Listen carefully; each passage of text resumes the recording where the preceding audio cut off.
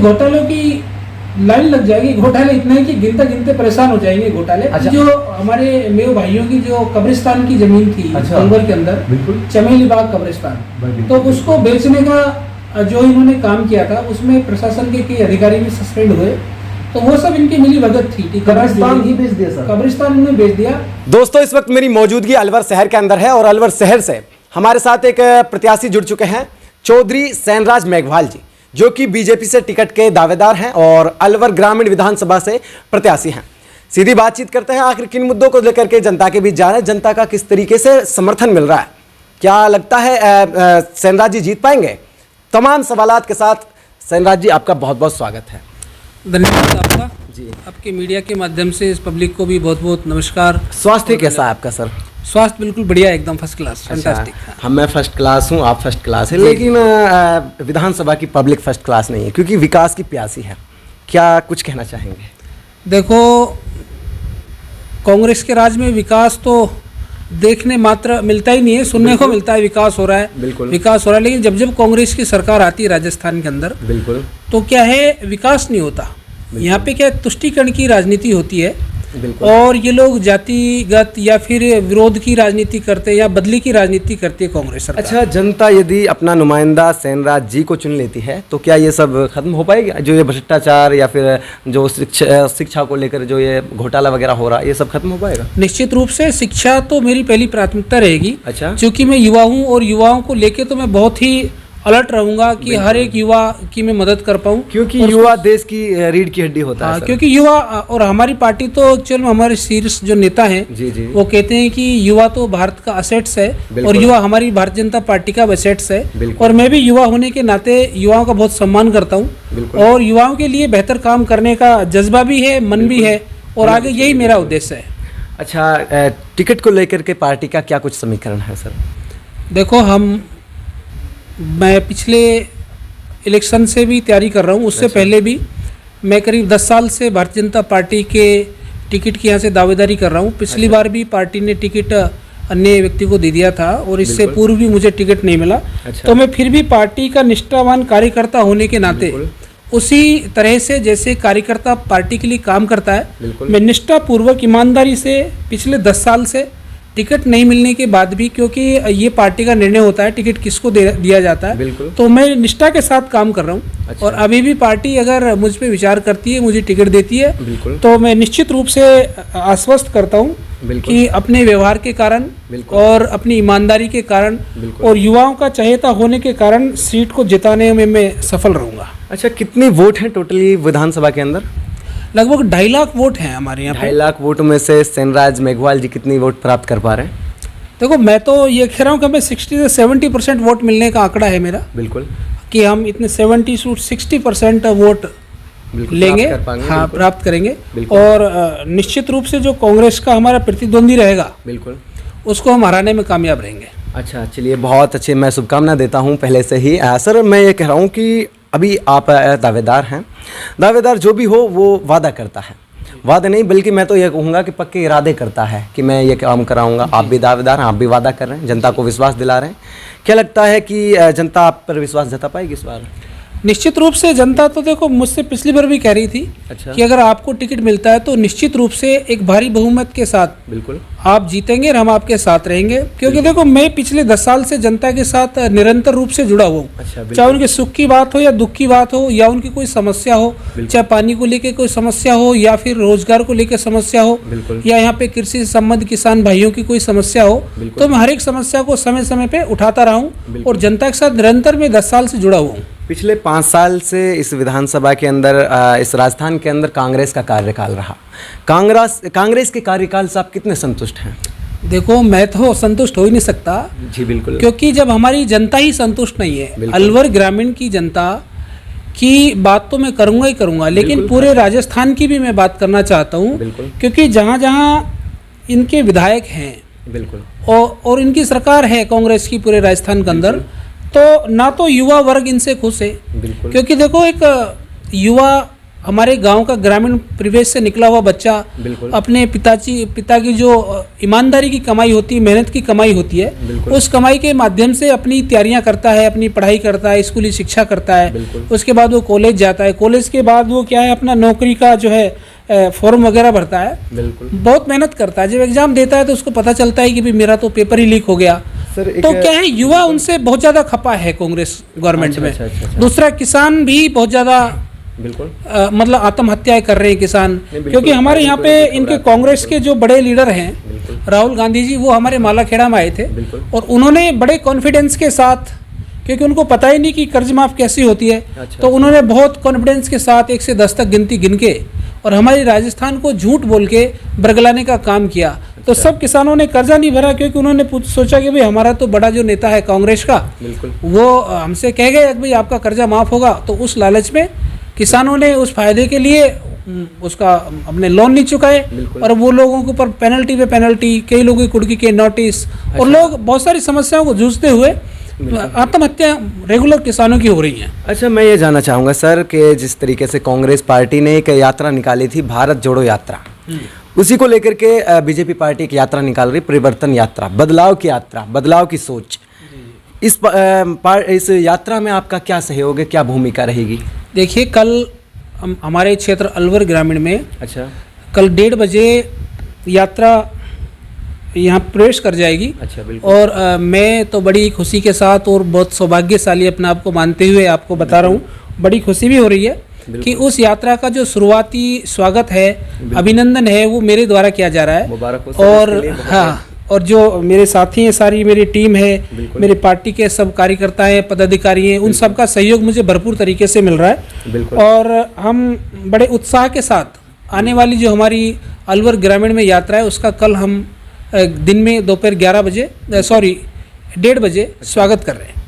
इस यात्रा का अहम जो उद्देश्य होगा, जो मकसद होगा, हमारे आम भाषा में मकसद बोला जाता है, क्या मकसद रहेगा इस यात्रा का सर? देखो, ये यात्रा का मकसद है कि जो कांग्रेस की गलत नीतियों के कारण राजस्थान की जनता बहुत परेशान हो गई, तो जनता की ओपिनियन गई, जनता के विचार गए हमारी पार्टी के पास कि देखो, हम सब भारतीय जनता पार्टी को वोट देने के लिए तैयार हैं। बिल्कुल। आप तो एक परिवर्तन के रूप में हम आपके साथ हैं, क्योंकि ये केवल हम नेता लोग नहीं निकाल रहे, ये क्या जनता का भरपूर हमें समर्थन मिल रहा है, बहुत सहयोग मिल रहा है। कितने लोग आ पाएंगे इस यात्रा में सर? देखो, कोई गिनती नहीं है, पूरा जिला बिल्कुल तैयार बैठा है। अच्छा। पूरे क्षेत्र के जो वोटर्स हैं, क्षेत्र की जनता है, युवा है, किसान है, मजदूर हैं, वकील हैं, हमारे यहाँ के सारे लोग, इनकी जो और शिक्षक हैं, इस तरह के कर्मचारी वर्ग है, पूरा तैयार बैठा है परिवर्तन के लिए। पूरे वर्ग, सामाजिक सारे वर्ग इस यात्रा में भाग लेने वाले हैं। बिल्कुल सर, अंत में तमाम बातचीत के लिए शुक्रिया, लेकिन अंत में मैं एक बात कहना चाहूँगा। आपको आपकी विधानसभा की जनता सुन रही है, वो जनता सुन रही है जिनके साथ अत्याचार हो रहा है। मौजूदा टाइम में आपने बताया कि पेपर लीक का वो शिकार हुए हैं, उनके जो छात्र हैं, वो जो बच्चे हैं, न जाने किस तरीके से किसान अपने बच्चे को पढ़ा करके इस मुकाम तक पहुँचाता, फिर पेपर लीक होने के बाद परीक्षा रद्द हो जाती है। तो वो जनता आपको सुन रही है, जो दुख की मारी हुई जनता है, उनके लिए आप क्या मैसेज देना चाहेंगे, क्या आश्वासन देना चाहेंगे? देखो, आश्वासन नहीं, मैं तो उनसे बिल्कुल प्रतिबद्धता के साथ वादा करना चाह रहा हूँ। बिल्कुल। और वादा करना चाहता हूँ, जनता इस चैनल के माध्यम से मुझे सुन रही है। बिल्कुल। ये कहना चाहूँगा, हमारी भारतीय जनता पार्टी की सरकार आई है और मुझे यहाँ से विधायक चुना गया। बिल्कुल। तो मैं निश्चित रूप से आप सबसे वादा कर रहा हूँ कि इस तरह की समस्याएं जो युवाओं के साथ हो रही हैं, खासकर युवाओं को, तो मेरा पूरा फोकस रहेगा, युवा ही असेट्स है, क्योंकि मैं युवाओं और युवा सबसे ज़्यादा मेरे से उम्मीद करेंगे। बिल्कुल। युवाओं की सबसे प्रथम श्रेणी में बात को रख के मैं बात को उठाने की कोशिश करूंगा और समाधान देंगे। युवा बिल्कुल निश्चिंत हो जाएं, मैं युवाओं की आवाज़ बन के रहूँगा हमेशा। बिल्कुल। तमाम बातचीत के लिए बहुत बहुत धन्यवाद जी। थैंक यू, आपको बहुत बहुत। और इस चैनल के माध्यम से पुणे में अलवर ग्रामीण की जनता को हाथ जोड़ के नमस्ते करता हूँ और आप सबको कल के जो कार्यक्रम है 1:30 बजे होने वाला है, उसके लिए आमंत्रित भी करता हूँ। आप सब भारी संख्या में उस कार्यक्रम में आएँ और सब हमारे नेताओं का जो है सहयोग करें। और मैं आपसे दोबारा जो है, हमारा जो कार्यक्रम स्थल है भर्तरी तिराया, जो अलवर ग्रामीण की विधानसभा में एंट्री का पॉइंट है, वहाँ प्रवेश द्वार हमने बनाया हुआ है, वहाँ पे हम स्वागत कर रहे हैं। तो आप सब ग्रामीण वासी और जितने भी हमारे साथी सनाती हैं, सब लोग वहाँ पधारें और हमारे नेताओं का स्वागत करें और इस यात्रा का सम्मान करें। धन्यवाद, बहुत बहुत धन्यवाद। ये थे हमारे साथ चौधरी सैनराज मेघवाल जी, जिन्होंने अपनी बात रखी। इन्होंने बताया कि छात्रों के साथ जो अत्याचार हुआ, विधानसभा की जनता के साथ जो अत्याचार हुआ, तमाम बातचीत इन्होंने की और ये दावा कर रहे हैं, ये इरादा कर रहे हैं, पक्के आपके साथ दावा कर रहे हैं कि मैं यदि यहाँ से विधायक बना, यदि जनता ने मुझे यहाँ विश्वास जताया और मुझे यहाँ का नुमाइंदा चुना, तो मैं इन सभी समस्याओं को सुलझाऊंगा और आप लोगों के समय समय पर आप लोगों के काम आऊँगा, यानी आप लोगों की जो उम्मीद है उन पर खरा उतरूँगा। देखना होगा कि किस तरीके से पब्लिक यानी जो जनता है, जनता जनार्दन है, वो देखना होगा कि किस तरीके से सेनराज जी पर जनता यहाँ की जो है विश्वास जताती है, ये वक्त तय करता है। वक्त के लिए आप इस चैनल को सब्सक्राइब कर लीजिए। एक और अपडेट मैं आप लोगों को बता दूं, यहाँ पर कल के दिन यहाँ पर एक परिवर्तन यात्रा निकलने जा रही है। सभी साथी वहाँ पर पहुँचे और पहुँचकर इस यात्रा को संपूर्ण करें। धन्यवाद। और सवाल नेताजी रह चुका था हमारा, उसको मैं पूरा करना चाहूँगा जी। अक्सर क्या है कि मुस्लिम जो समाज है, मुस्लिम जो कम्युनिटी है, वो बीजेपी को नेगेटिव समझती है, मतलब बीजेपी से नेगेटिव है, बीजेपी को एक हिंदुत्व पार्टी समझती है। जी। इस विषय में आप जनता को सफाई दे सकते हैं। देखो, सफाई में ये तो वास्तविकता है कि जो भारतीय जनता पार्टी है वो राष्ट्रवाद की पार्टी है, वो किसी जाति विशेष की पार्टी नहीं है। एक्चुअल में तुष्टीकरण की और जातिवाद की राजनीति तो कांग्रेस करती है, क्योंकि भारतीय जनता पार्टी तो पूरे देश को एक साथ लेके चलने का काम करती है, क्योंकि हमारा तो लोगों वो क्या कहते हैं, सबका साथ और सबका विकास हमारे प्रधानमंत्री जी का नारा भी है। तो इसलिए मुसलमान भी हमारे भाई हैं, मेरे भाई भी हमारे भाई हैं, ऐसा कुछ नहीं है। अच्छा सर, एक और दावेदार हैं बीजेपी से, जो कि जयराम जाटव जी, उनकी खुद की बेटी उसके विपक्ष में है, यानी उनसे संतुष्ट नहीं, उनके खिलाफत में है। उसके बारे में आप क्या कुछ कहना चाहेंगे? देखो, खबरें तो बहुत दिन से चल रही है, उनकी बेटी उनके खिलाफ पोस्टर भी बनवा रही है, बात मीडिया में भी आ रही है। लेकिन देखो, ये उनका पारिवारिक मामला है, मैं इस पे कुछ नहीं कहना चाहूंगा। ये जयराम जी से या बात करें कि उनकी बेटी उनके क्यों खिलाफ है, या उनकी जयराम जी अपनी बेटी को ऐसा क्यों बोल रहे हैं, या उनकी बेटी उनको ऐसा क्यों बोल रही है, इसकी तो देखो सफाई जयराम जाटव जी दे सकते हैं। हमारे जो सम्माननीय है वो पूर्व विधायक रहे हमारे। बिल्कुल, आपके जो पार्टी के कार्यकर्ता हैं वो भी दावेदार हैं। मैं इसलिए जानना चाह रहा था कि जब खुद की बेटी विपक्ष में आएगी तो जनता क्या विश्वास जताएगी? अब देखो, ये तो जनता और जयराम जाटव तय करेगा जी, या उसकी बेटी तय करेगी, मैं तो कुछ नहीं कह सकता। यहाँ के जो हाल ही के कांग्रेस के विधायक हैं जूली जी, उन्होंने कोई घपला किया था, ये सोशल मीडिया पर मैंने पढ़ा। मुझसे बेहतर आप जानते हैं, क्योंकि आप विपक्ष के दावेदार हैं और यहाँ के बासिंदे भी हैं, क्योंकि दावेदार से पहले आप यहाँ के रहने वाले हैं, निवासी हैं, तो उसका आप खुलासा करें क्या कुछ वो मामला था, क्योंकि हाल ही के विधायक यदि वो ऐसा करेंगे तो किस तरीके से काम चलता सर? देखिए, टीकाराम जूली जी यहाँ के स्थानीय विधायक भी हैं। बिल्कुल। और दूसरा वो कैबिनेट के मिनिस्टर भी हैं। अच्छा। तो केवल यही एक मुद्दा जो आपने पढ़ा, यही मुद्दा नहीं है। बिल्कुल। और यही करप्शन का मुद्दा नहीं है, ये घोटाला नहीं है, क्योंकि आचार संहिता नहीं लगी, क्योंकि इसलिए लोग चुप है। अच्छा। क्योंकि घोटालों की लाइन लग जाएगी, घोटाले इतना ही कि गिनते गिनते परेशान हो जाएंगे घोटाले। अच्छा, आप जो बता सकते हैं सर जनता के लिए? मैं बताना चाहूँगा कि जो हमारे मेरे भाइयों की जो कब्रिस्तान की जमीन थी अलवर के अंदर, चमेली बाग कब्रिस्तान, तो उसको बेचने का जो इन्होंने काम किया था, उसमें प्रशासन के अधिकारी भी सस्पेंड हुए। तो वो सब इनकी मिली भगत थी कि कब्रिस्तान ही बेच दिया सर, कब्रिस्तान उन्होंने बेच दिया। तो उन्होंने उस समाज ने काफी इनके खिलाफ काले झंडे दिखाने का काम भी किया, इसलिए वो समाज में इनके पूर्णतः खिलाफ है, पूर्णतः इनके जो है विरोध में आया हुआ है। अच्छा, मैं चाहूँगा सर कि आप, मुझे लगता है कि आपको बेहतर नॉलेज है, विधानसभा की जनता सुन रही है, आप उनके लिए कुछ खुलासा करें जो कि उनको नहीं पता है सर। देखो जी, सारा ही पता है, कहीं कोई जमीन का मैटर है, कहीं प्लॉटों का है, अभी कहीं कोई एक फोर्ट का मैटर था, उसमें इन्होंने इंटरफेयर किया था।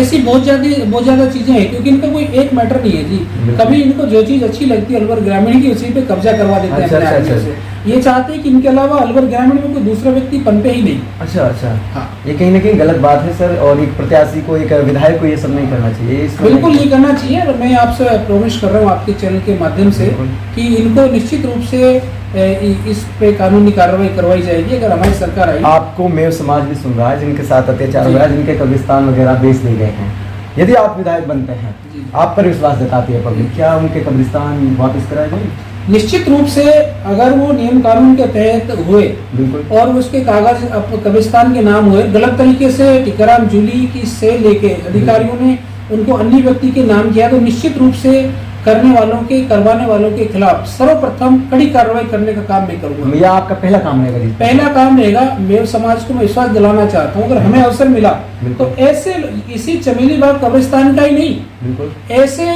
किसी भी काम को ऐसे लोगों ने जो है काम करने का दुस्साहस किया होगा, तो उन सबको सजा दिलाने का काम हम लोग करेंगे। बहुत बढ़िया जी, बहुत बहुत धन्यवाद। मेरे समाज की तरफ से मैं आपसे धन्यवाद करना चाहता हूँ क्योंकि आपने उनका हौसला बढ़ाया है। तो दोस्तों, ये थे हमारे साथ चौधरी सैनराज मेघवाल जी, जिन्होंने आपसे वादा किया कि यदि आप मुझ पर विश्वास जताते हैं तो मैं आपका जो चमेली बाग कब्रिस्तान था उसको आपको रिटर्न दिलाऊंगा, यानी आपको वापस दिलाऊंगा। जो कि एक हाल ही के विधायक थे जूली जी, उन्होंने उस पर कब्जा कर लिया। उन्होंने कुछ अधिकारियों के साथ संलग्न होकर के उसको किसी को बेच दिया है। ये सबसे बड़ा घोटाला उसका विधानसभा में माना जा रहा है और सोशल मीडिया पर भी इसकी कई सारी पोस्टें मैंने पढ़ी थी। और दोस्तों, मैं आपको बता दूं, बीजेपी पार्टी के खिलाफ पब्लिक कुछ पोस्टें लिखती है, कुछ गंदी सोचें रखती है। मैं आपको बता दूं, बीजेपी पार्टी ने अभी तक ऐसा कोई भी कार्य नहीं करा है जो कि एक किसी की भावनाओं को ठेस पहुंचाए। अब आप सोच लीजिए, मैं आपको बता दूं कि यदि कोई भी स्कीम अगर आती है तो उसका फायदा हिंदू को भी होता है, मुसलमान को भी होता है। बीजेपी पार्टी यदि कोई नौकरी किसी को देती है, उसको मुस्लिम लड़के भी लगते हैं, हिंदू लड़के भी लगते हैं। तो ऐसी नेगेटिविटी अपने माइंड से निकाल दीजिए और हमारे साथ जो सैनराज जी हैं, इन पर विश्वास जताइए और उम्मीद करेंगे कि भाई साहब के लिए टिकट मिले और टिकट मिलने के बाद यहाँ से जीत प्राप्त करें और जीत प्राप्त करने के बाद आपका काम करें। तमाम बातचीत के लिए भाई साहब के लिए बहुत बहुत धन्यवाद। धन्यवाद भाई साहब, आपका भी इस चैनल के माध्यम से जो आपने मेरी बात जनता तक पहुंचाने का काम करेंगे आप, और समय समय पे हम आपको अपडेट भी करते रहेंगे कि किस काम में हमने क्या क्या काम किया है। एक्चुअल में मेरा एक ही काम है कि जो मैं बोलता हूँ वो निश्चित रूप से करता हूँ। बिल्कुल जी, ये डायलॉग है, जो मैं बोलता हूँ वो मैं करता हूँ। भाई साहब ने वादा किया है, ऑन कैमरा वादा किया है, ये सबसे बड़ी बात है। भाई साहब, आपको विश्वास जताने की जरूरत है। तमाम बातचीत के लिए बहुत बहुत धन्यवाद। चैनल को सब्सक्राइब जरूर कर ले, इस वीडियो को शेयर करें ताकि विधानसभा की जनता के बच्चे तक ये वीडियो पहुंच सके। धन्यवाद।